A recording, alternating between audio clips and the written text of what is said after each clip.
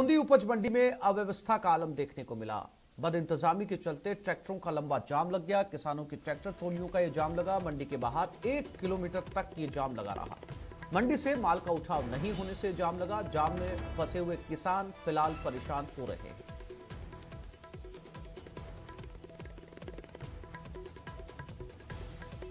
और ये बूंदी की उपज मंडी की तस्वीरें आप देख सकते हैं इस लंबे जाम को। और चैन सिंह बूंदी से हमारे साथ जुड़ गए हैं। चैन सिंह, तस्वीरों में साफ तौर पर नजर आ रहा है कि इस जाम की वजह से दूसरे वाहनों को भी खासी परेशानी का सामना करना पड़ रहा है। इतने बड़े जाम की मुख्य वजह क्या रही?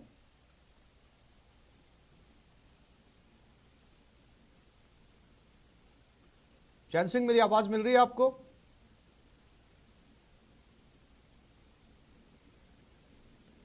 फिर से कोशिश करेंगे चैन सिंह से बात करने की। ये तस्वीरें बूंदी की उपज मंडी की तस्वीरें हैं। बद इंतजामिया देखिए, यहाँ पर तमाम किसान अपने अपनी ट्रैक्टर ट्रॉली के साथ, और आप देख सकते हैं तस्वीरों में कि सभी ट्रैक्टर ट्रॉलियों में अनाज भी लदा हुआ खड़ा है, लेकिन जाम है।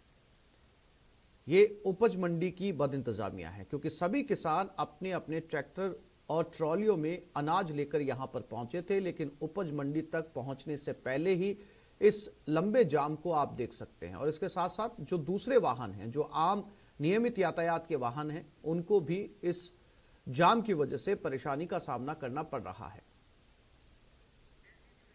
एक बार फिर से कोशिश करते हैं बूंदी संवाददाता चैन सिंह से बात करने की। चैन सिंह, मेरी आवाज मिल रही है आपको? जी जी जी।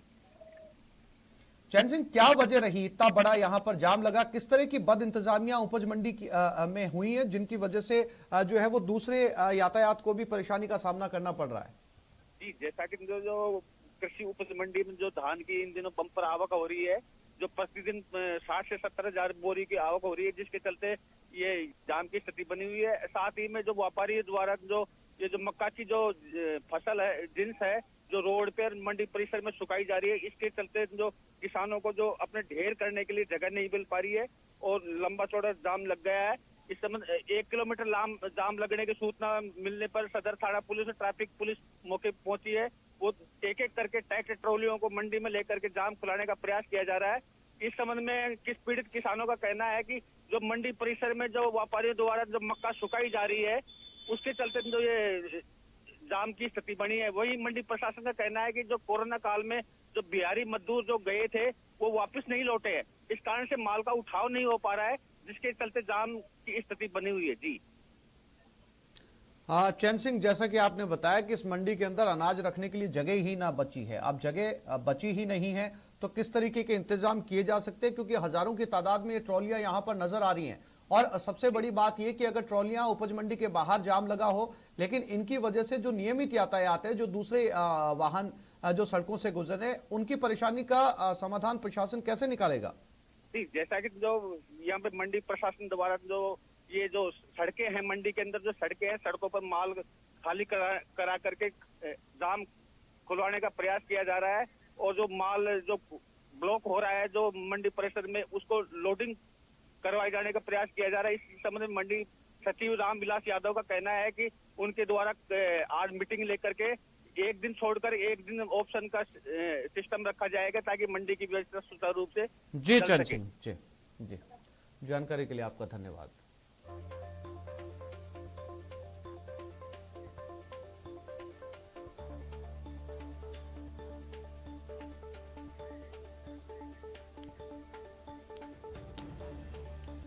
मरुधरा में आयकर विभाग की कार्रवाई सामने आई। श्रीगंगानगर जयपुर में आईटी की छापेमारी हुई। 250 से ज्यादा कर्मचारियों ने रेड मारी है। शराब कारोबार से जुड़ा हुआ यह मामला है। छापेमारी से श्रीगंगानगर में हड़कंप मच गया है। शराब कारोबारी के 33 ठिकानों पर यह कार्रवाई की गई।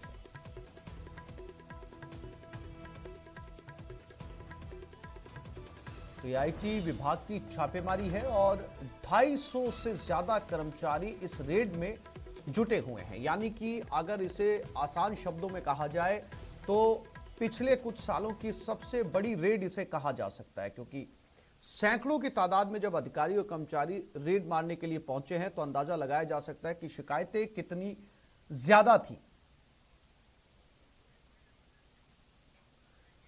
और राकेश शर्मा संवाददाता जयपुर, अशोक शर्मा गंगानगर से हमारे साथ जुड़ गए। सबसे पहले अशोक शर्मा के पास चलते हैं गंगानगर में। अशोक, 250 से ज्यादा अधिकारी कर्मचारियों ने रेड मारी है। अंदाजा लगाया जा सकता है कि उनके पास कितनी कंप्लेंट्स हजारों की तादाद में पहुंची होगी।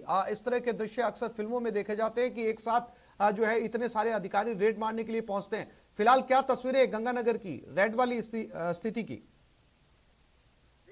इसमें कोई शक नहीं कि इनकम टैक्स विभाग की मौजूदा वित्तीय वर्ष की इसको सबसे बड़ी कार्रवाई कहा जा सकता है। खास तौर से श्री गंगानगर के लिहाज से देखा जाए तो 3 बड़े कारोबारियों के यहाँ पर इनकम टैक्स ने अलसुबह ही रेड डाल दी है। सबसे पहले जो कारोबारी हैं वो शराब कारोबारी हैं, जिनके राजनीतिक रसूखात भी हैं। मौजूदा जो अशोक चांडक हैं, उनकी वाइफ हैं करुणा चांडक, वो मौजूदा नगर परिषद की सभापति भी हैं, और साथ में उनके जो छोटे भाई थे अजय चांडक, वो भी पिछले कार्यकाल के दौरान श्री गंगानगर नगर परिषद के सभापति भी रहे। तो शराब माफिया है, बड़ा कारोबार है शराब का। इसके अलावा जो दूसरा जो कार्रवाई हो रही है वो है रिद्धि सिद्धि डेवलपर ग्रुप के यहाँ पर, जो एक बहुत बड़ा कॉलोनाइजर है मुकेश शाह, जहां अभी इस समय श्री गंगानगर में कई ठिकानों पर आईटी के साथ साथ पुलिस विभाग के भी कार्मिक मौजूद हैं, और वो इस समय उनके आवास पर, उनके व्यावसायिक परिसर पर, उनके जो कार्यालय हैं, सभी को सीज करने की कार्रवाई करते हुए सबको रेड कर रहे हैं। इसके अलावा एक तीसरा कारोबारी भी सामने आ रहा है, जिसके जानकारी मिल पा रही है कि वो टोल कारोबारी है, जिसके यहाँ पर फिलहाल श्री गंगानगर में कार्रवाई की जा रही है। जी आसिफ जी, कह सकते हैं कि ये वाकई बहुत बड़ी कार्रवाई है। बहुत बड़े पैमाने पर इनकम टैक्स विभाग ने तैयारी की होगी इसकी, और 1-2 दिन पहले नहीं, मुझको लगता है कि संभवतः पिछले 3 से 4 महीनों से आईटी विभाग वालों ने बहुत लंबी तैयारी की होगी, बड़ा लंबा होमवर्क किया होगा, और उसके बाद में अभी फिलहाल तीनों ही व्यापारियों के यहाँ पर आईटी विभाग की रेड जारी है। अपने वो ऑफिस, दस्तावेज और जो भी अन्य सामान है, डॉक्यूमेंट को खंगालने में जुटे हुए हैं। हालांकि आधिकारिक रूप से भी कुछ भी नहीं कहा जा सकता, क्योंकि आईटी के जो ऑफिसर्स हैं वो भी मीडिया को एंटरटेन नहीं कर रहे हैं। उनका काम अभी सर्च ऑपरेशन चल रहा है, उसी पर फोकस है। जी राकेश शर्मा भी जयपुर से हमारे साथ जुड़े हैं। राकेश, 250 अधिकारी कर्मचारियों का लवाजमा एक साथ रेड के लिए निकल पड़ा है। जयपुर का भी इसमें जो है वो योगदान है। राकेश?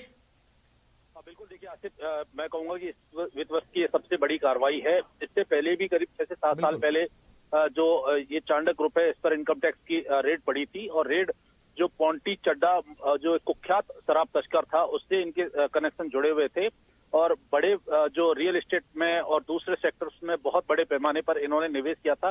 टैक्स चोरी का इनका यही तरीका था कि जितनी आय ये निवेश करते थे उसको कभी भी इन्होंने दस्तावेजों पर नहीं दिखाया। तो अभी भी इनकम टैक्स ने जो प्रिलिमिनरी इंक्वायरी की है, प्रारंभिक जांच, उसमें ये तथ्य सामने आए हैं कि ग्रुप द्वारा बड़े पैमाने पर कमाई की जा रही है, लेकिन इसका सही तरीके से जो सरकारी जांच एजेंसियां हैं उनको जानकारी नहीं दी जा रही। जिस तरीके से इनके जो दूसरे कारोबार हैं, शराब कारोबार के साथ साथ इनके एसोसिएट्स हैं, कई ग्रुपों में इन्होंने बेनामी तरीके से भी निवेश करने के साक्ष्य आयकर विभाग को प्रारंभिक जांच में मिले हैं। तो इन सभी चीजों की जो आयकर विभाग की टीम है वो जांच कर रही है। इससे पहले जब रेड हुई थी तब राजस्थान की सबसे बड़ी काले धन का खुलासा इसी ग्रुप से जुड़े हुए 2 ग्रुप थे, उनमें हुआ था। तो अब इस ग्रुप पे कार्रवाई शुरू हुई है। निश्चित तौर पर बड़े पैमाने पर जो है काले धन का खुलासा हो सकता है। राकेश, दिन भर चलेगी ये कार्रवाई?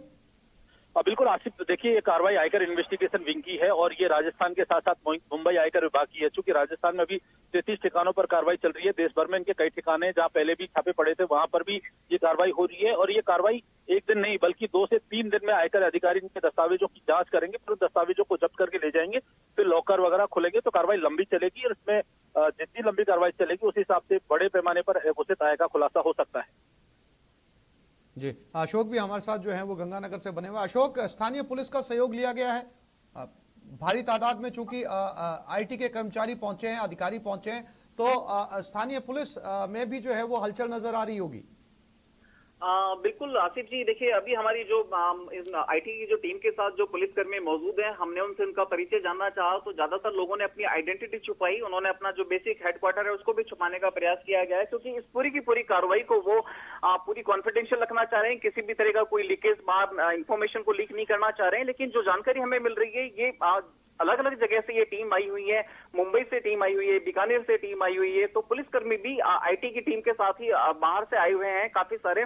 लेकिन इसमें कोई शक नहीं कि आसिफ जी, मौजूदा वित्त वर्ष की जो त्योहारी सीजन है, दिवाली से पहले जो इनकम टैक्स ने ये धमाका किया है, ये धमाका बहुत बड़े काले धन के रूप में सामने आएगा। इसका आउटपुट अघोषित आए, उम्मीद की जा रही है कि सैकड़ों करोड़ों रुपए की अघोषित या काले धन की उजागर हो सकती है बात, क्योंकि 3 बड़े व्यापारियों के यहाँ श्री गंगानगर में छापा चल रहा है। पहले शराब कारोबारी हैं, दूसरे कॉलोनाइजर हैं और तीसरे टोल व्यापारी हैं। जी जी जी अशोक और राकेश, आप दोनों साथियों का बहुत शुक्रिया तमाम जानकारी देने के लिए।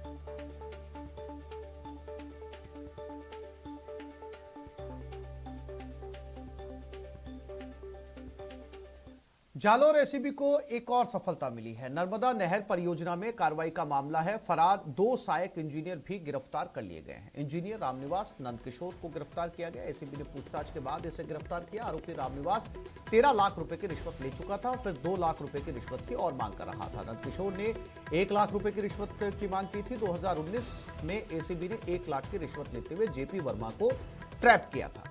भनक लगने से उस समय 2 अन्य सहायक अभियंता फरार हो गए थे। नर्मदा नहर परियोजना सांचौर में रुके हुए बिलों को पास करने, टाइम एक्सटेंशन करने के एवज में परिवादी से रिश्वत मांगी गई थी।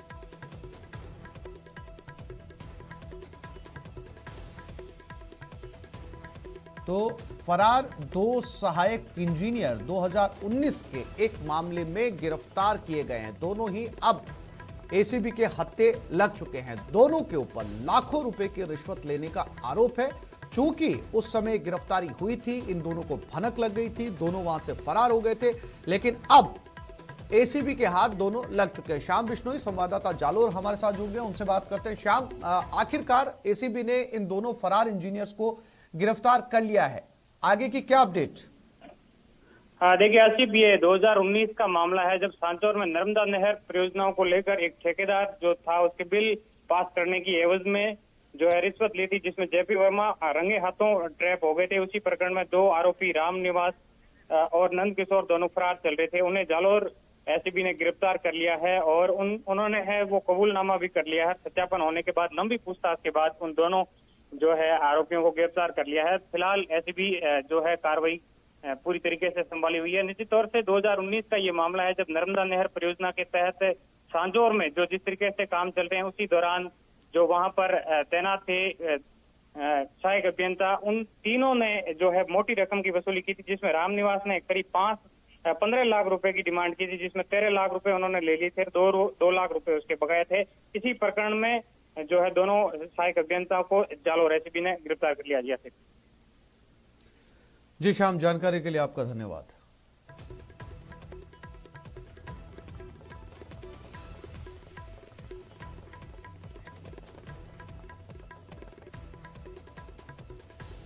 और ये खबर जोधपुर से। ट्रांसफार्मर में आग लग गई। आग से 3 गाड़ियां जलकर राख हो गई। जोधपुर के नागौरी गेट थाना क्षेत्र के कलाल कॉलोनी में अचानक एक ट्रांसफार्मर में आग लग गई। देखते देखते ट्रांसफार्मर आग के गोले में तब्दील हो गया। आग लगने के बाद क्षेत्र में अफरा तफरी मच गई। ट्रांसफार्मर के पास खड़े 3 वाहन इस आग की चपेट में आकर जलकर खाक हो गए। ये वो तस्वीरें जहां ट्रांसफार्मर में आग लगी थी और उसके आसपास 3 वाहन, तीनों जल गए।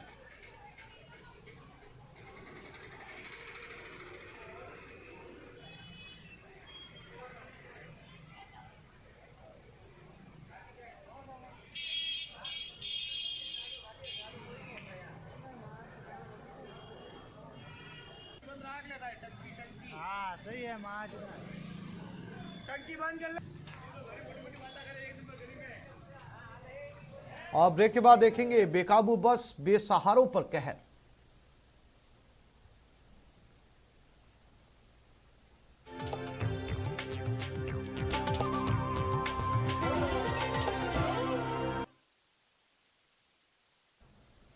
हरियाणा के बहादुरगढ़ में सड़क हादसा हुआ। 3 प्रदर्शनकारी महिलाओं को कुचला गया। महिलाओं को ट्रक ने कुचला, मौत हो गई और तीनों बुजुर्ग महिलाओं की मौत हो गई। एक प्रदर्शनकारी महिला की हालत गंभीर है। सुबह सुबह एक बड़ा हादसा हुआ। एक तेज रफ्तार ट्रक ने महिला किसान प्रदर्शनकारियों को कुचल दिया।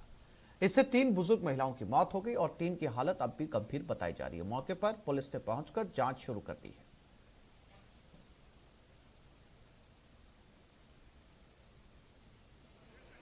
तो महिला किसान थी। इस ट्रक ने तीनों महिलाओं को कुचल दिया।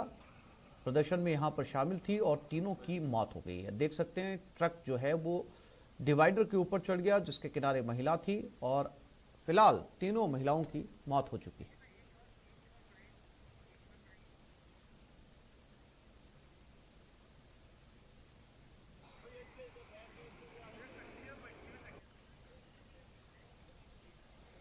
और सीकर में सड़क हादसों पर मंथन हुआ। पुलिस ने वजह भी बताई और समाधान के लिए सुझाव भी दिए, लेकिन बावजूद इसके सीकर में ब्लैक स्पॉट्स लोगों की मौत का सबब बन रहे, क्योंकि जिम्मेदार आज भी नहीं जाग रहे।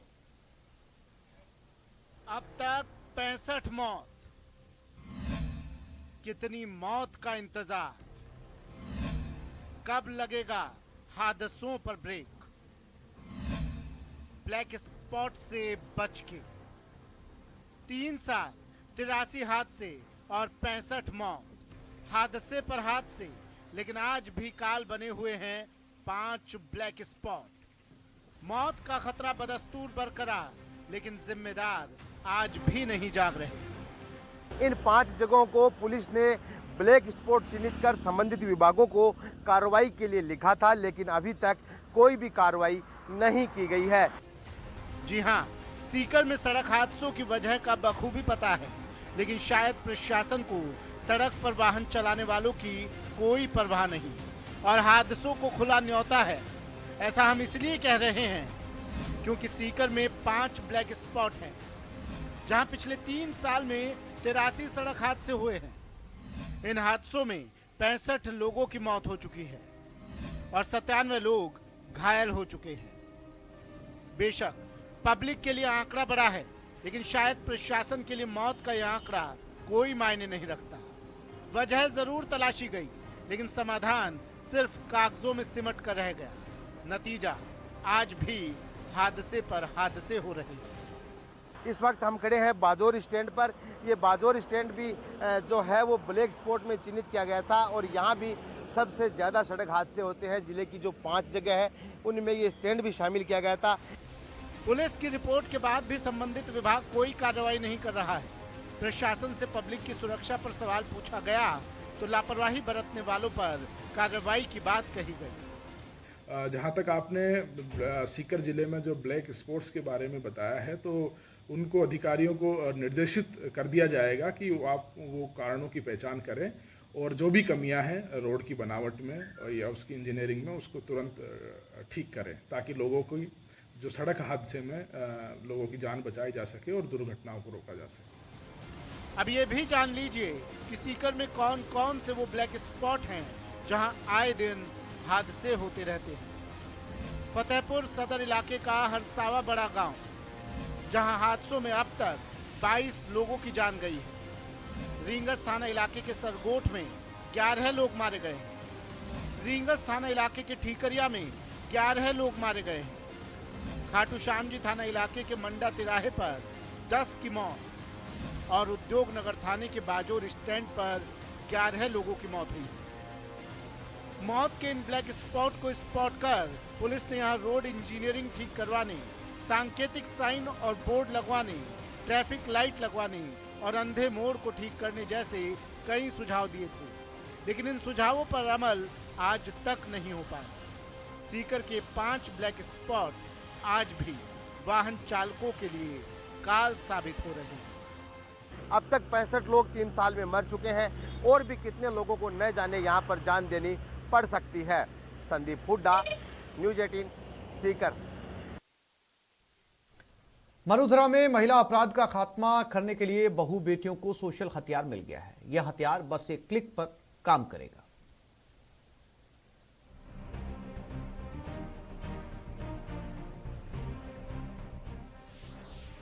महिलाओं को मिला सोशल हथियार। अपराध पर लड़कियों आवाज दो। मरुधरा में महफूज होंगी बहु बेटियां।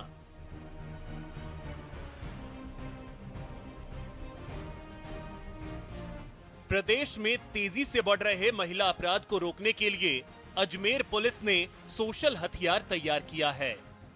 आवाज दो नाम का ये सोशल हथियार हर वक्त हमारी बहु बेटियों के साथ रहेगा। इस मोबाइल एप्लीकेशन के जरिए महिलाओं को कानूनी जानकारियां देने के साथ आत्मरक्षा के गुर भी सिखाए जाएंगे। वहीं मुश्किल वक्त में एक क्लिक, एक कॉल पर मौके पर मदद मिल सकेगी। अजमेर पुलिस द्वारा जैसे कि आपने अभी देखा है, एक बड़ा अभिनव प्रोग्राम शुरू किया है। महिला अपराधों को नियंत्रित करने के लिए स्पीकअप नाम दिया गया है।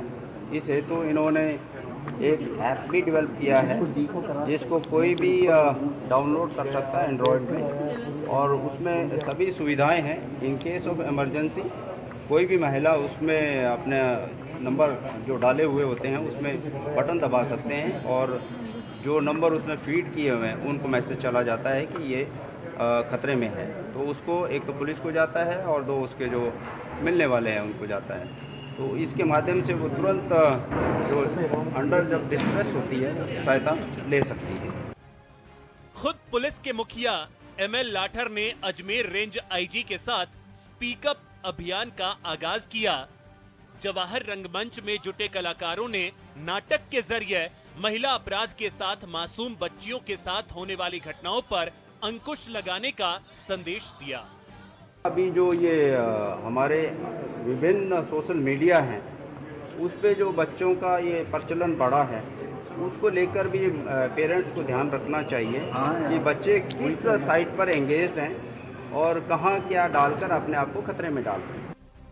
उम्मीद है अजमेर पुलिस का ये अभियान और पुलिस के मुखिया का ये संदेश पूरे मरुधरा तक पहुंचेगा, जिससे बच्चियों और महिलाओं के साथ हो रहे अपराध पर पूरी तरह से अंकुश लग सकेगा। न्यूज़ 18 के लिए अजमेर से अभिजीत दवे की रिपोर्ट। एक छोटे से ब्रेक के लिए रुक रहे हैं, जल्द लौटेंगे।